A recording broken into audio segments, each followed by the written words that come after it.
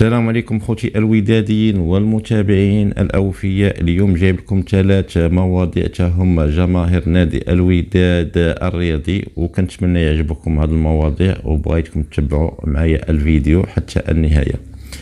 الوداد يبدأ الإعلان عن صفقاته الجديدة في الأسبوع القادم، ومكونة يحدد المهاجم الذي يرغب فيه، ومواجهة محتملة خاصة بين مورينيو مدرب فنربخشة ومكونة مدرب الوداد في تركيا. بغيتكم خوتي الوداديين تديروا جيم للفيديو وتشاركوا وتفعلوا الجرس باش توصلوا بكل مواضيع ما يهم نادي الوداد الرياضي. نبداو على بركة الله. حدد هشام أيتمنى الرئيس المنتدب لنادي الوداد الرياضي الأسبوع القادم كموعد للإعلان عن الصفقات الجديدة التي سيتعاقد معها النادي الأحمر في الميركاتو الصيفي الجاري. وكشف مصدر مسؤول لموقع سبورت 7 أن أيتمنى حسم مفاوضاته مع لاعبين 2 يمارسان خارج البطولة الاحترافية. سيتم الإعلان عن تفاصيلهما ابتداء من الأسبوع القادم، كما يتطلع الرئيس الودادي إلى التعاقد مع 7 لاعبين جدد في هذا الميركاتو لتعويض رحيل معظم نجوم الفريق. ومن جهة ثانية اشترط المدرب الجنوب الإفريقي رولاني مكوينة ضرورة الحسم في التعاقدات قبل حلول موعد التربص التدريبي المقرر في دولة تركيا، حتى يتسنى له الاشتغال مع الفريق وتحقيق أعلى درجة من الانسجام قبل انطلاقة البطولة. في ظل سعي نادي الوداد الرياضي لتعزيز صفوفه استعدادا للموسم الكروي الجديد، وجه المدرب رولاني مكوينة إدارة النادي نحو التركيز على خيارات محددة في الميركاتو الصيفي الحالي، خاصة فيما يتعلق بالتعاقد مع مهاجم أجنبي. وفقا لمصادر مطلعة لموقع سيت أنفو، فإن مسؤولي الوداد تلقوا توصيات مباشرة من مكونة بضرورة البحث عن مهاجم أجنبي وليس مغربي. ويعزى ذلك إلى رؤية المدرب بأن البطولة الوطنية تفتقر إلى رؤوس حربة بارزين، باستثناء بعض اللاعبين الذين ينشطون في أندية منافسة ولا يمكن الاستغناء عنهم بسهولة. هذه التوجيهات من مكونات دفعت الوداد إلى دراسة عدة خيارات، من ضمنها التعاقد مع مهاجمين 2، أحدهما من إحدى الدول الإفريقية والآخر من أمريكا الجنوبية. هذه الخطوة تأتي في إطار استراتيجية النادي لتعزيز خط الهجوم بمواهب ذات خبرة وقدرات تهديفية عالية، قادرة على تقديم الإضافة المرجوة في البطولات المحلية والقارية.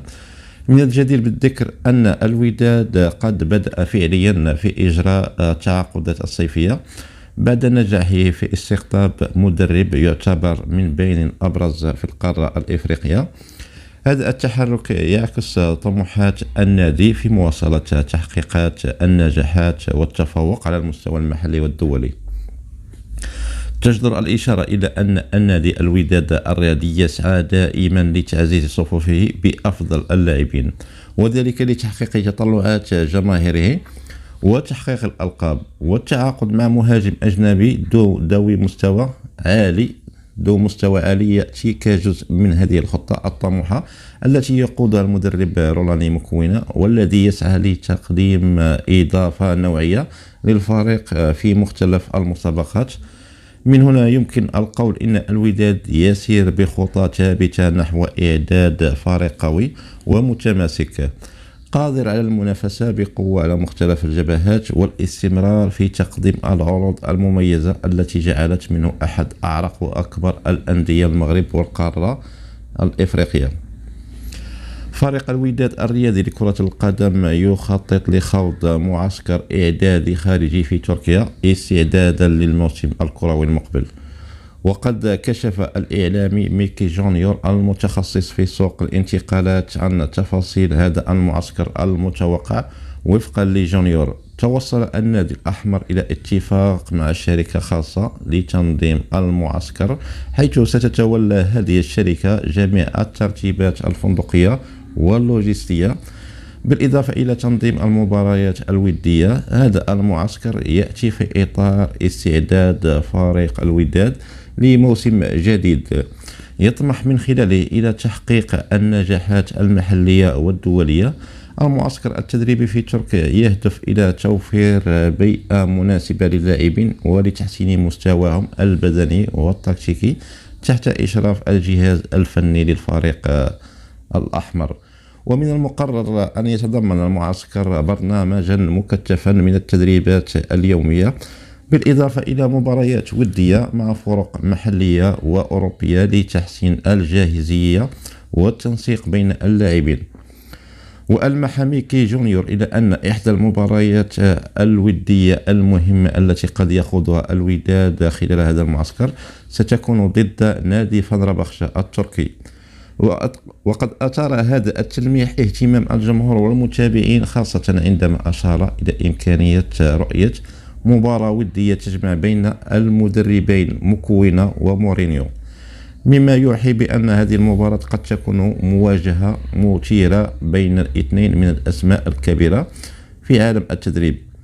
المعسكر الإعدادي في تركيا يعتبر خطوة استراتيجية من إدارة النادي لتحضير الفريق بأفضل شكل ممكن، حيث سيتمتع اللاعبون بفرصة التدريب في بيئة جديدة ومختلفة، مما قد يسهم في رفع معنويات وتحفيزهم لبذل أقصى جهدهم في الموسم المقبل. الترتيبات اللوجستية والفندقية التي ستتكفل بها الشركة المنظمة تضمن توفير كل سبل الراحة والتركيز للاعبين والجهاز الفني، مما يعزز فرص نجاح هذا المعسكر وتحقيق الأهداف المرجوة منه. من المتوقع أن يجذب هذا المعسكر اهتمام وسائل الإعلام والجمهور، خاصة في ظل الأسماء الكبيرة التي يمكن أن يواجهها الوداد في مبارياته الودية.